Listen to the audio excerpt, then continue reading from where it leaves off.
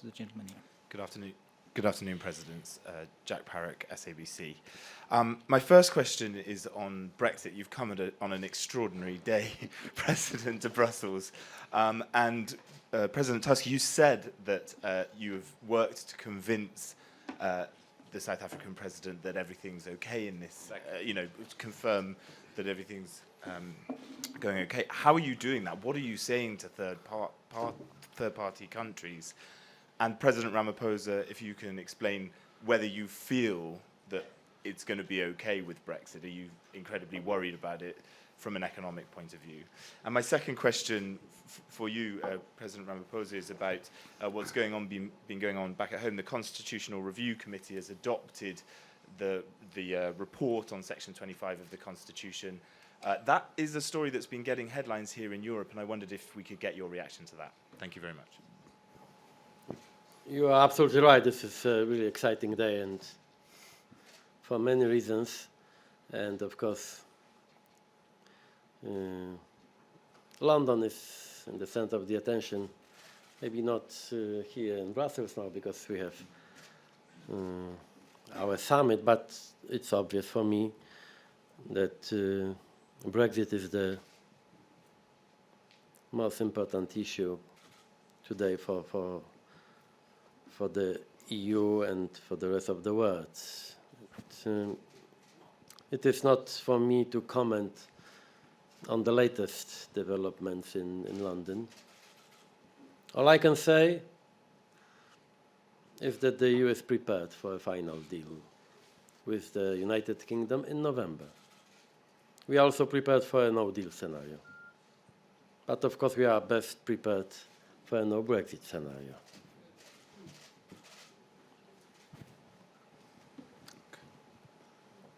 We have taken comfort in our discussions that as Europe and the UK are finalizing their negotiations and arrangements, that the impact on South Africa should not be negative. We obviously would want to continue trading with Europe, not only in the same way, but in an enhanced manner, so that we can grow our economy. And similarly, if in the end the Brexit process goes ahead, our trading with the UK should also not be negatively impacted upon. So we wish both the UK and the EU well as they continue with this, and we will want to safeguard that we're not negatively impacted, as President Tusk has already said.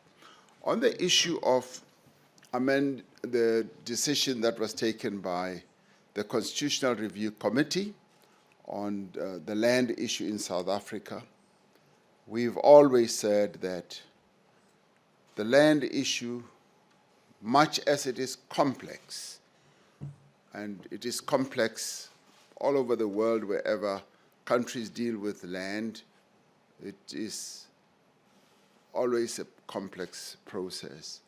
But in our case, we have always said that it is going to be done in an orderly manner in terms of our constitution, in terms of the rule of law. We've also said that we will not allow this process to lead to disorder and land grabs and all that. Now, we've had a democratic process of discussion leading up to now, and today we've also had a democratic process that has led to the decision that has been taken. Land is a very sensitive matter, particularly in our country, in the sense that there's been a wound in the hearts of our people over many years about the manner in which land was taken away from them. And this wound needs to be healed. It needs to be addressed. And as it is being addressed and healed, we, as a government, as the governing party, are going to ensure that it is done in an orderly manner. Now, amending the Constitution is really one of those processes that will be part of the land reform process in South Africa. And we are going to make sure that as it is done, it should be done in a way where we unite the nation, we continue to build the South Africa that we all envisaged, and make sure that it is one of only those processes. Now, which land is going to be affected is going to be the critical question, because we are already involved in land reform processes where, for instance, government owns land, and that land is going to be available for giving up to our people so that they can get on with the process of farming. A number of companies are coming to the fore and say, we are prepared to give up land, and so that they can be part of the solution. Now, we've always said that as we embark on this journey, we must make sure that we do not destroy our economy, we do not lead to agricultural production going down, and food security must always be assured. So this being the considerations that we are going to have, we believe that whatever amendment is going to finally come through, because the wording has not yet been agreed to, will be such that we take into account these three considerations. And it is going to also to be a process where we make it explicitly clear that, yes, expropriation of land can take place. And part of it will be, yes, without compensation, and part of it, as part of the land reform process, will also be with a measure of compensation, because our Constitution allows all this. So this amendment is clarifying what is already in our Constitution. Our Constitution already allows this, and this is going to be making it more explicitly clear. And I would say there is just no reason for people to be afraid, to fear that there's going to be whole-scale expropriation of land. And in fact, we have said to those who are investing in our country that they should have no fear that their land and property is going to be expropriated. In fact, it is going to lead, in our view, to a process where we are able now to grow our economy and make sure that we give security of tenure and property rights to many more South Africans rather than just a few. So for us, this is the beginning of a very positive process that is going to bring stability to South Africa, because as it is now, South Africa could be on a path of instability if we do not address the land question. Thank you. I'm very conscious of the time constraints, but I think there should be room for one more question. Yes, please, the lady in the sixth row. Une seule question. Oui, Aminata Nyang, Agence Europe.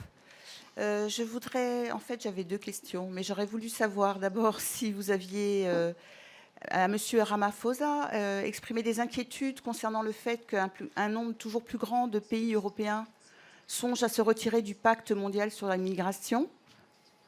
Et la deuxième petite question, je voulais savoir aussi si vous êtes tout à fait confiant pour la conférence COP24 sur le climat, sur la capacité de prendre en compte l'objectif de température de 1,5 degré.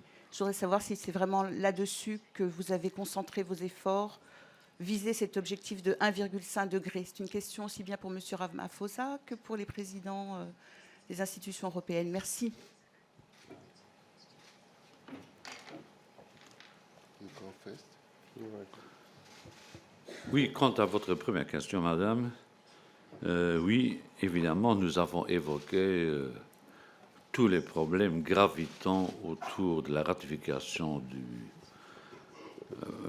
pacte sur la migration. J'ai invité le président sud-africain à ne pas prendre la distance par rapport à ce pacte, bien que malheureusement et regrettablement, plusieurs pays européens l'ont fait. And then we were discussing climate change and all the problems related to that, and I was politely, frankly inviting the president of South Africa to stick to what has been agreed in Paris. On climate change, our position is very clear. We were one of those countries that participated in a leading role in the adoption of the position that finally emanated from Paris. So we are ardent supporters of the Paris Agreement and believe that those countries that are trying to move away from it or dilute it are taking the wrong path. We want to strengthen the world's commitment to addressing climate change in the way that it was set out in Paris. With regard to migration, our position is quite clear as well. President Juncker did say to us that they would be very pleased if South Africa supported the position, much as other countries are trying to move away. And we said we want to look at the detail. The detail is what is really going to matter for us. But our principal position on migration is that this is not a new phenomenon. It's a phenomenon that has taken place throughout history, and we believe that principles such as solidarity, compassion, and understanding and tolerance needs to underpin whatever we do in this regard. We should also look at the root causes of why people want to move from their own countries to other countries and address those. Address them in a very compassionate and way where we exercise solidarity with those who are facing challenges. Because people in the end don't just want to move from their own countries. There are factors that propel them to act in that manner, and that is what we need to bring a measure of understanding around, and so that we know precisely what is causing it. South Africa has also had to deal with challenges of migration. We've had a lot of people come into South Africa in search for either asylum, in search for a whole number of other things, including economic opportunities. We've been understanding, we've acted with solidarity and compassion, and we believe that those are considerations that the world should also have as we deal with this. But as regard to the compact, we will be looking at it in greater detail, and we will seek to do the right thing in the end. Thank you very much. Given President Ramaphosa's other commitment, we are unfortunately out of time. I thank you for attending, and I conclude the press conference.